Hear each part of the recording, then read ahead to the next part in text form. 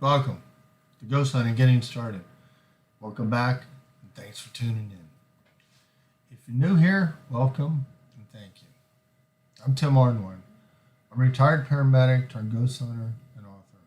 Currently, I'm a case manager and investigator for War Party Paranormal and co-founder of Ghostly Experiences Inc.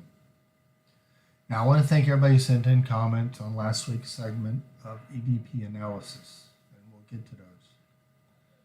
This week, we're going to be talking about the spirit box. Now, we're going to be talking about the history of it, the theories behind it, how to do a spirit box session, and some tips. So, what's a spirit box? Spirit box is a tool used by investigators, a very popular tool. It's used for spirit box sessions alone, or people use them with their EVP sessions. And what it is, it's basically an AM/FM radio receiver that is modified to continually scan the radio bands on either AM/FM. Now it'll scan at different rates, 50 milliseconds to 500 milliseconds, depending on the model. Okay, now the higher the number, the slower the rate. Okay, and we'll show you that when we're going over this one. Now, the whole theory behind this is that the scanning process, the scanning of the radio frequencies, creates a white noise that ghosts are said to manipulate into words. Now, let's go through just a brief history of the spirit box. In 1980, a man named William O'Neill created the Spiricon, which basically he put a tone and a frequency generator into one unit. But it was discovered later that his recordings were probably hoax because he was using an electrolyrics machine. Now, in 2002, a man named Frank Sumpton created something called the Ghost Box, which became so popular that they called it Frank's Box. But the history that's most near and dear to me is today. Now, today there are a couple spirit boxes and other ghost hunting tools that have been developed really basically because of a tragic journey of a man and his family. Now, a man named Gary Galka, who's an electrical engineer and owns a company called DAS.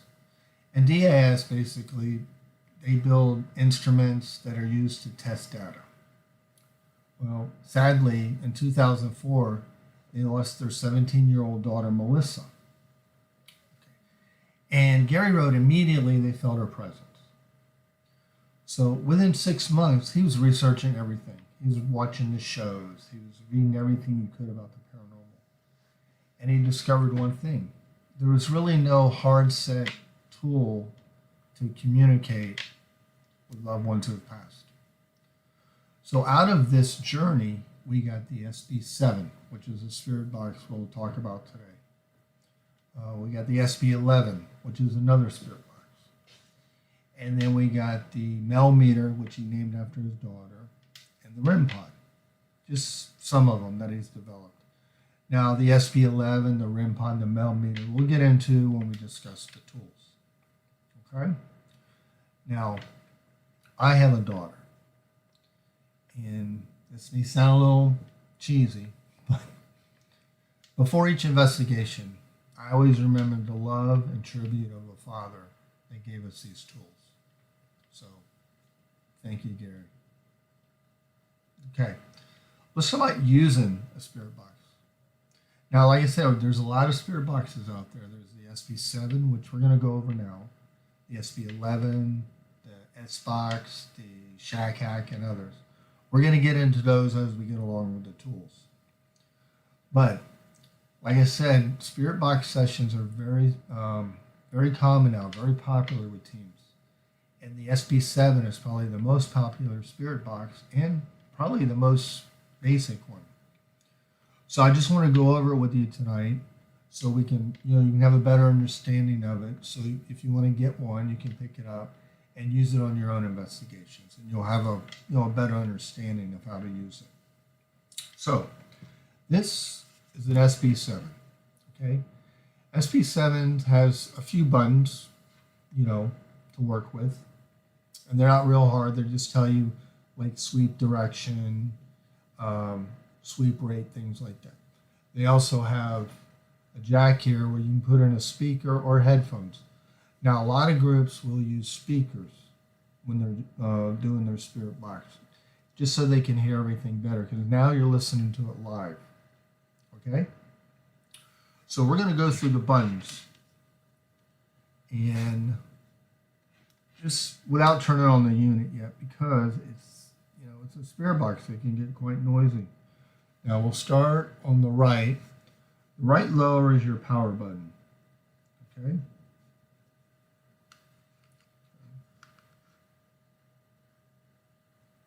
Above that is your AM/FM, where you select your AM/FM bands. Okay. Move everything to the right. Then we're going to move over one. This is your volume, plus, negative. Then we're going to go over another one. This is your sweep direction, front, backwards. Remember I told you the sweeping is what makes it work. The sweeping motion is what makes the white noise. So you can either decide to sweep forwards or backwards. It really doesn't matter. You can try both ways to see how successful you are, even on each session. Okay. And then your last row over here, your top button is actually your sweep rate. And then actually here's a backlight where you can actually, it's a blue-black light where you can see in the dark.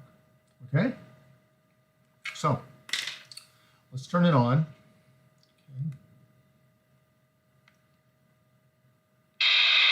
Okay. Now, if you can see, let's see how we can do this. There we go. Okay, see up here, this is, see that 250? That 250 is your sweep rate. Remember I told you it has different rates it'll go. This over here is the band you're on, the radio band. Is your battery supply, and of course the band you're on. This should be moving because you'll be sweeping. Okay? Now, and this red light here is actually let you know it's powered on, and also you can hear it. Okay? Now, turn this off for a minute. This particular model, now the sweep rates are different on here. They don't go 50 to 100. On the AM band, it'll go 200 to 500 milliseconds. On the FM band, it'll go 100 to 350 milliseconds. Okay? So let's turn it back on and I'll let you tell the difference. Because remember, the higher the number, the slower the sweep. Okay. Let's get that backlight off. There we go. Okay, see it's at 250. That's 300. Let's sleep it first. Okay, now it's sleeping. My bad. Okay. That's 350. I'll start over. Okay, here's 200. Okay. Now that's on the FM band. The AM band. Okay? AM band goes 200 to 500. This is on the AM band. That's 200, 250, 3, 350, 4, 450, and 5. Now that's as slow as you're going to get. The reason you want to try to build yourself up to a faster sweep is because you will get less what they call radio snippets. Okay? So let's let it run for a minute. You hear these little voices coming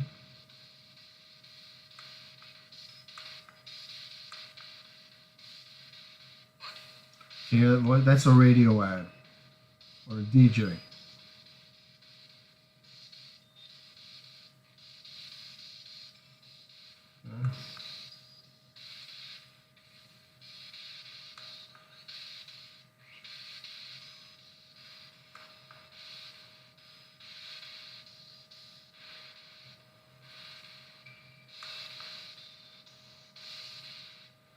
Okay.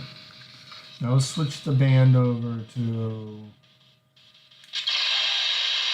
AM. Remember, I told you put a speaker in, you'll tell the difference. So that's music, but it's not sleeping in the radio, okay? Put that in. We're going to plug it in a speaker so you can tell what it sounds like with a speaker on.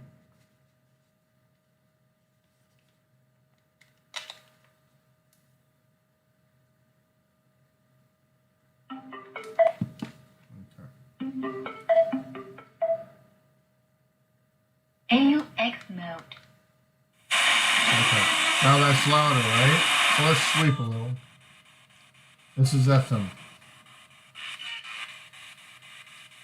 That's FM at 250. Remember, FM goes 100 to 350. Hear the music coming in? And you can hear music and sometimes ads. Or just people talking. Right? You hear that? You hear more voices.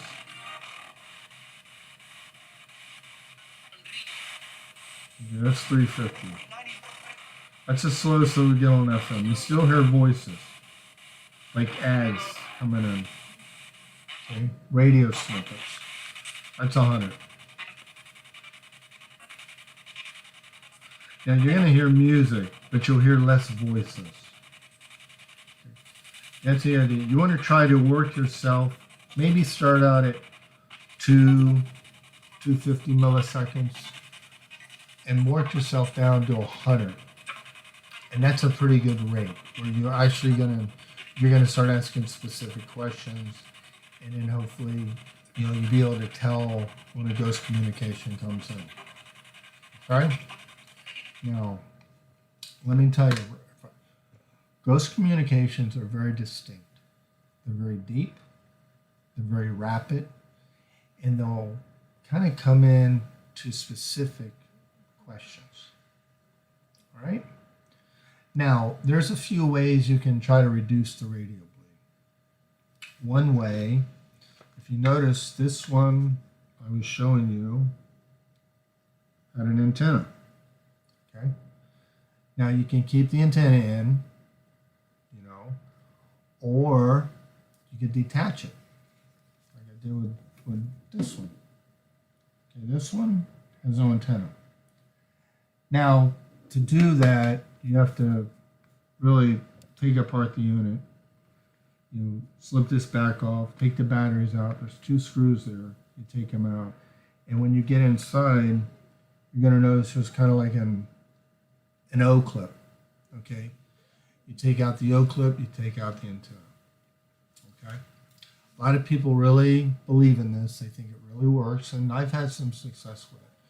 But the only thing is, when you take out the antenna, you're only really knocking down the radio bleed from the FM stations. So if you do have a detached one, if you do decide to detach the antenna from your SB7, use the FM only. Okay? Now, another way to do this is something called a Faraday bag. A Faraday bag is basically a metallic fabric, flexible bag. And what you do is you will slip the spirit box into the bag. And the theory is it reduces AM/FM signals. But you're still going to keep getting the sweeping, which is where, the white noise is. Now, another way to do it is actually only on the SB7 model. I really haven't had much success with it, but a lot of people have. So if you want to try it, you don't have to take anything apart. It's just how you work the unit. Okay? So what you want to do is you will power on the unit. So make sure it's an AM band. See that black light? So it's an FM now. Make it AM.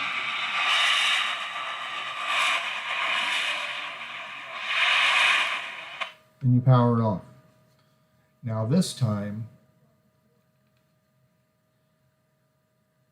you're going to power it on, but hold it for 3 to 5 seconds after it's on. Now it's on.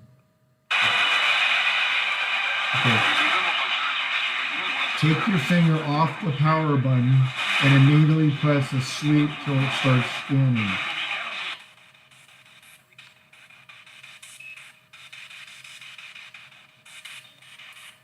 Now, some people believe that really knocks down the radio bleed to an extent.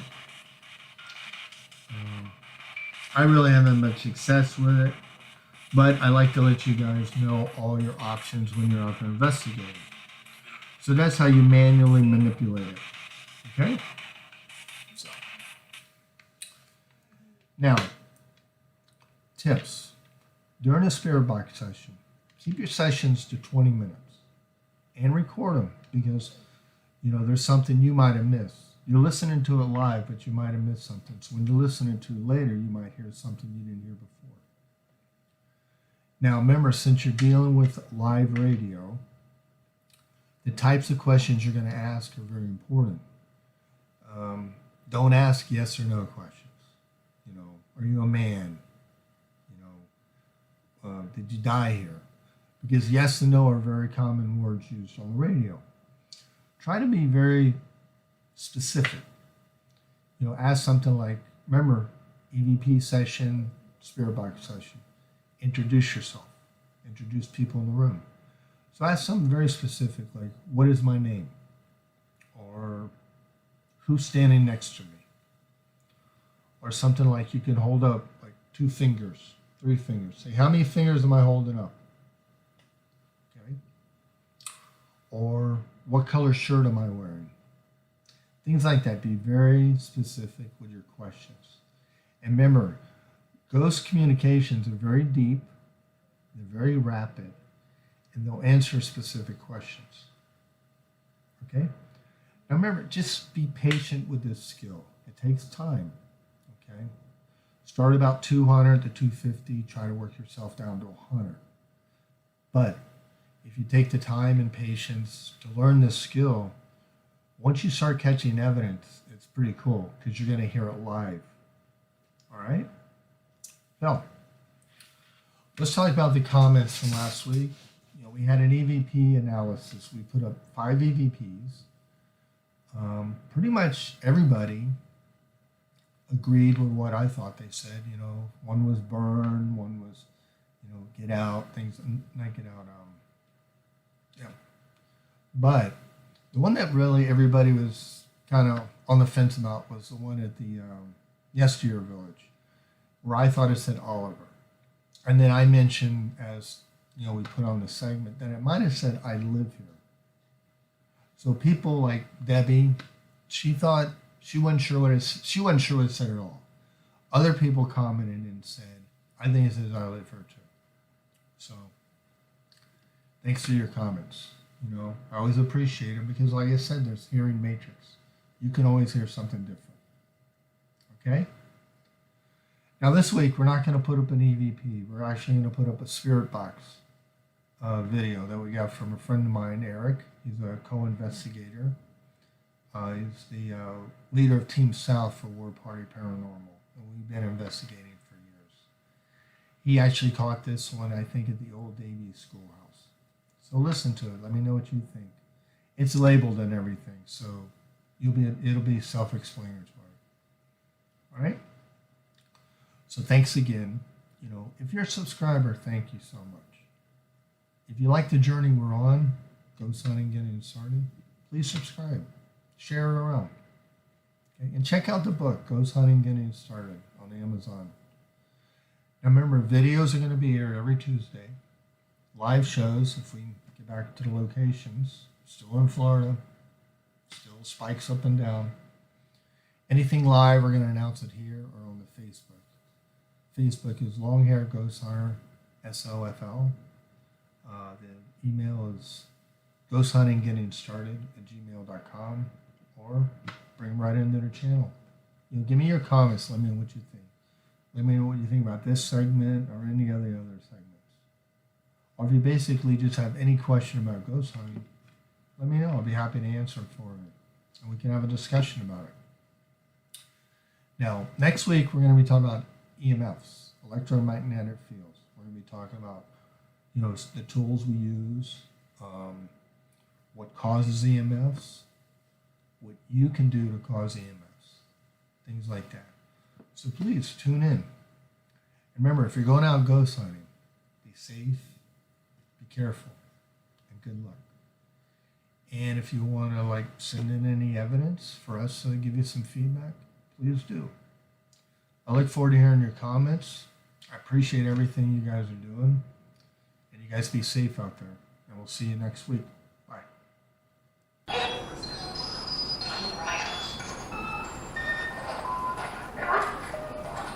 Did I sound like Eric? Eric, That's me. Oh, you are